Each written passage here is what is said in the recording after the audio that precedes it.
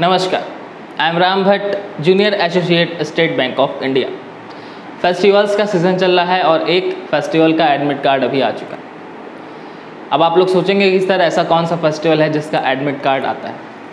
तो हमारे और आप जैसे लोग जो कि एस्पिरेंट हैं, उनके लिए जो फेस्टिवल होता है वो ये एग्ज़ाम्स होते हैं और हमें बहुत खुशी मिलती है जब हमारे एग्ज़ाम्स ऑन टाइम कराए जाते हैं। तो अभी आप लोग का RRBPO का 1 अगस्त से पेपर स्टार्ट हो रहा है।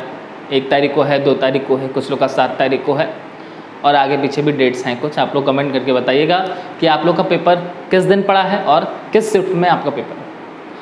आज हम बात करेंगे कि इन बचे हुए रिमेनिंग 10 डेज़ में हमको RRBPO प्रीलिम्स क्लियर करने के लिए क्या करना चाहिए, बहुत ध्यान से समझिएगा।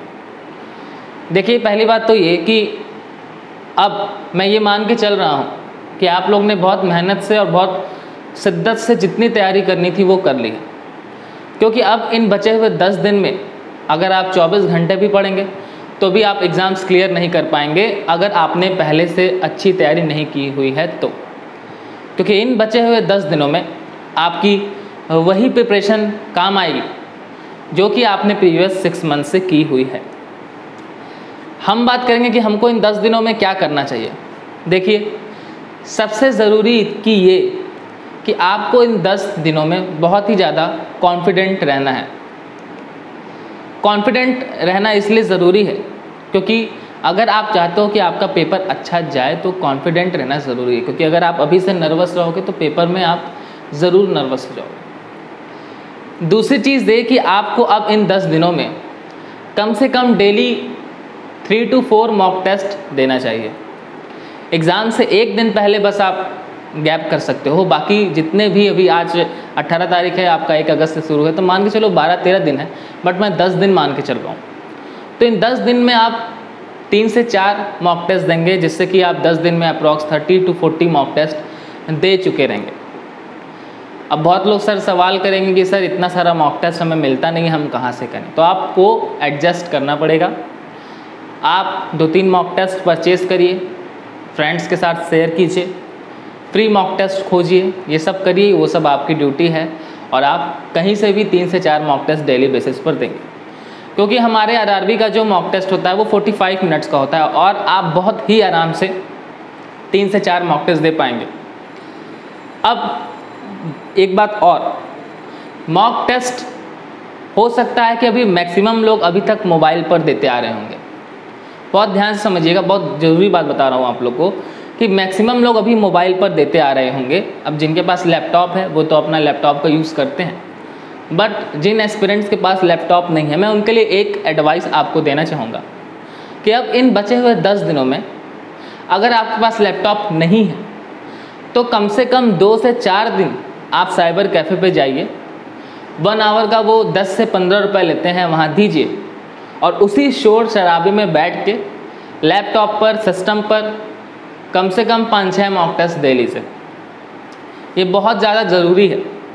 खैर, अभी बहुत सारे लोग कहेंगे कि ऐसा कुछ नहीं होता है। बिल्कुल नहीं होता है, बट मैंने इन 2 सालों में ये चीज़ें अनुभव की हैं कि मोबाइल पर भी मॉक टेस्ट देने से बहुत फ़ायदा होता है, बट जो रियल एग्ज़ाम इंटरफेस है उसको भी आपको अटेम्प्ट करना चाहिए।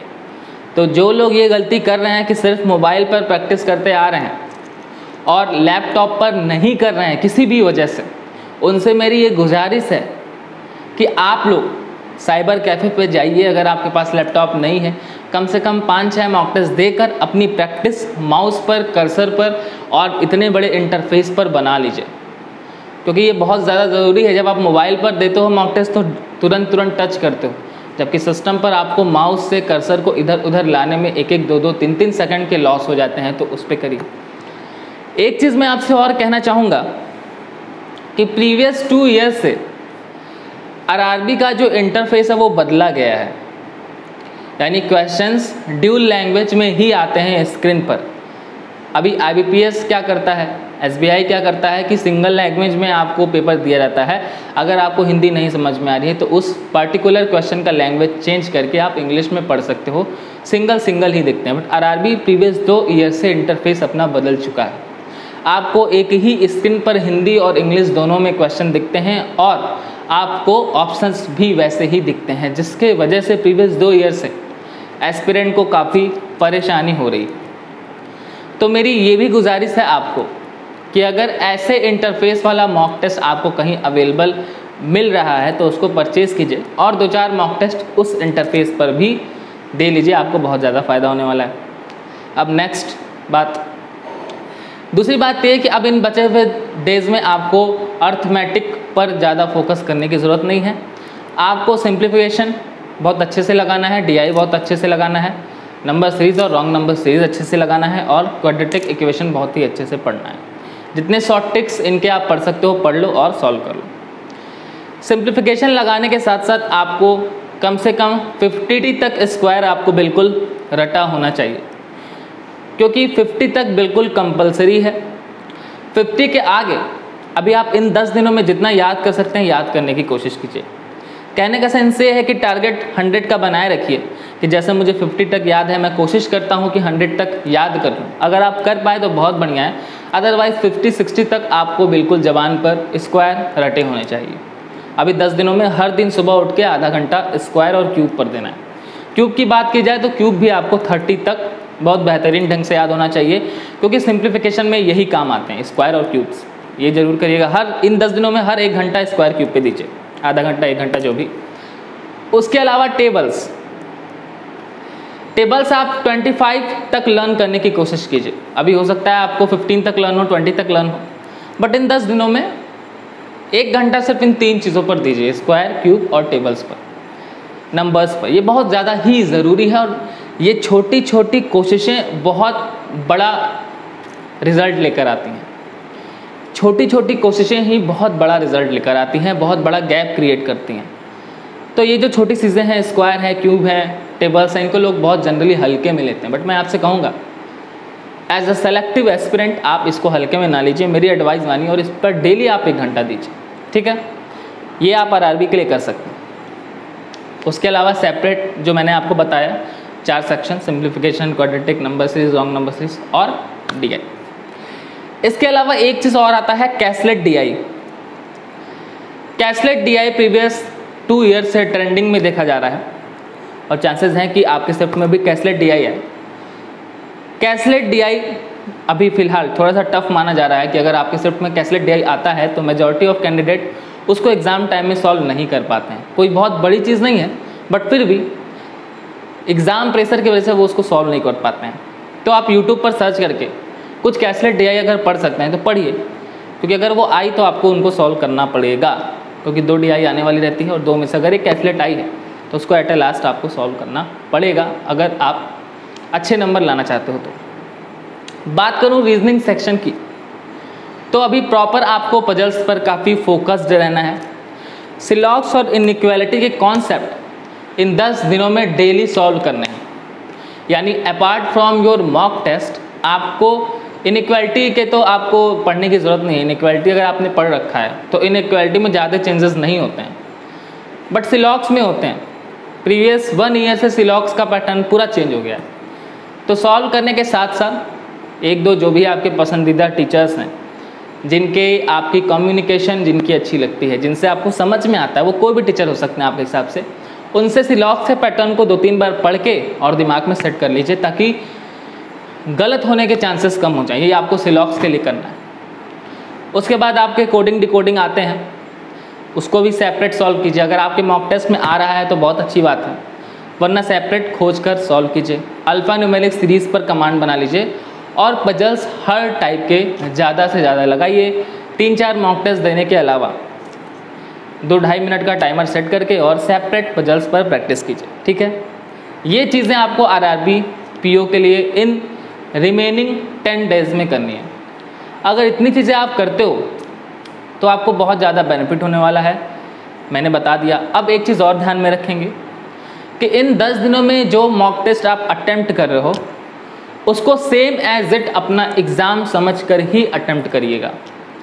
मतलब ये आप मानकर चलिएगा कि मैं अब एग्ज़ाम हॉल में एग्ज़ाम देने जा रहा हूँ और मेरे साथ जो भी सिचुएशंस होंगी वो एग्ज़ाम वाली होने वाली है। ये अपने माइंड को ये जो इन्फॉर्मेशन है देना बहुत ज़्यादा ज़रूरी है, क्योंकि क्या होता है कि हम कभी कभी प्रीलिम्स के मॉक टेस्ट देते रहते हैं, उसमें किसी के कॉल्स आ जाते हैं, कोई भी कुछ भी काम कह देता है। ये सब जो डिस्टर्बेंस हैं वो आपको रियल एग्ज़ाम में तो मिलने नहीं वाली हैं, ठीक है। तो आपको रियल एग्ज़ाम का जो एक्सपीरियंस है वो फेस करने के लिए मोबाइल स्विच ऑफ कर देना चाहिए मॉक टेस्ट के टाइम, और अपने घर पर लोगों से ये चीज़ें कहना चाहिए कि 45 मिनट्स के लिए मुझे कोई भी डिस्टर्बेंस नहीं चाहिए। 45 मिनट के बाद सब लोग अपना अपना काम करेंगे। आप अपने घर पर सबसे ये चीज़ें इन्फॉर्म कर दीजिए। और जब आप मॉक टेस्ट घर पर अभी इन 10 दिनों में अटेम्प्ट करेंगे तो सेम एज इट वही करिएगा जैसा आप एग्ज़ाम में करने वाले। मैंने बहुत सारे ऐसे वीडियोस बनाए हैं जिसमें स्ट्रेटजी बताने के साथ साथ मैंने ये बताया है कि पेपर को कैसे अटेम्प्ट करना होता है, क्योंकि बिगिनर्स के लिए बहुत इम्पॉर्टेंट होता है। अब जिनने एक बार प्री क्लियर कर लिया उनके लिए ये बहुत ज़्यादा बड़ी बात नहीं होती है कि वो कौन सा सेक्शन पहले अटेम्प्ट करें, कौन सा सेक्शन बाद में अटेम्प्ट करें, बट जो बिगिनर्स होते हैं उनके लिए ये बात होती है, क्योंकि आपको 45 मिनट का कंपोजिट टाइम मिलता है। अब इसमें आपको ये सेट करना होता है कि किस में आप कितना देंगे। बहुत सारे मैथ्स में 22 मिनट सेलेक्ट करते हैं, 22 साढ़े 22 मिनट, और रीजनिंग का 22 साढ़े 22 मिनट देते हैं, बट ऐसा हो पाना, एक्यूरेट हो पाना उतना पॉसिबल नहीं है। तो आपका जो सेक्शन पे ज़्यादा कमांड है, मेजॉरिटी ऑफ कैंडिडेट का कमांड रीजनिंग पे होगा, तो अकॉर्डिंग टू मी आपको रीजनिंग पर 25 मिनट देना चाहिए और मैथ्स पर 20 मिनट देना चाहिए। क्योंकि अगर आप रीजनिंग में 25 मिनट में 40 आउट ऑफ 40 अटैम्प्ट कर लेते हो और मैथ्स में 20 मिनट्स में आप 22, 23 या 6 या 25 भी अटैम्प्ट कर लेते हो, तो ओवरऑल आपके पीओ में अटैम्प्ट 60 to 65 हो जाएंगे, और ये आपके कट ऑफ क्लियर करने के लिए एनफ है। क्योंकि इस बार वैकेंसी भी काफ़ी अच्छी है, अप्रॉक्स 12 to 13,000 वैकेंसी आ रही हैं, बढ़ती ही जा रही हैं, तो ये बहुत ही अच्छा चांसेस है आपके पास।